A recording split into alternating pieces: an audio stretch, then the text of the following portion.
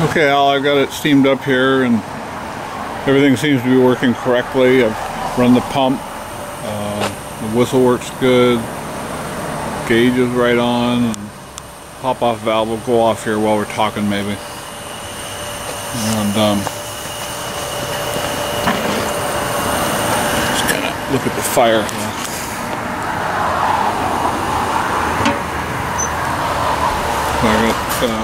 And I'll turn on the blower here. Of course, when the door is closed, it's just pulling from the bottom.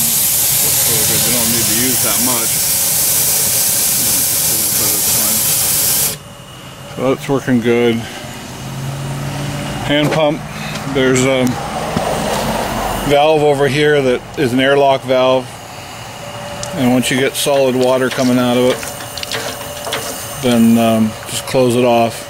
That gets all the air out of the system. And now it's all pumping into the boiler from that little container down there. You can use whatever you want. You don't have to use what I've got. But in a different kind of container, that's fine. Sight glass is good. Tricox work real good.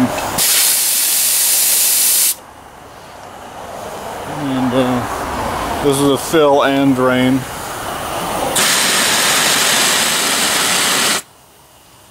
Or blow down. Everything's solid on it. I'll be working tomorrow, Sunday, and get it ready to ship out on Monday. Finally got a break in the weather.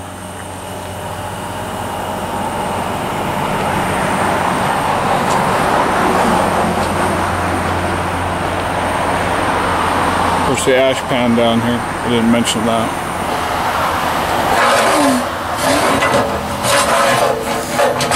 I normally have it closed off, but open about an inch. Just let some air in there. That's about it.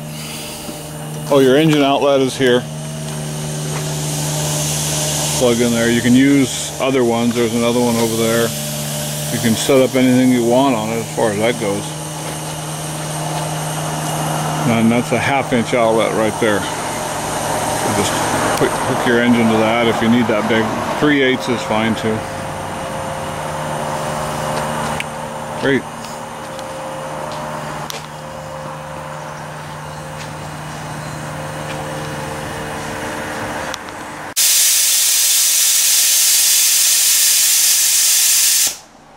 So that pops off at 95, brings it down to a little under 90. Works real good. So you can see the steam gauge there. So it was at about 95, but then it just dropped right down. It lets out a lot of steam real fast. You can use a different pop-off valve if you want, but this one works pretty good. If you want one that goes higher, that's fine. They're on the market there. There's some good used ones on the market. Like say 125 or something like that.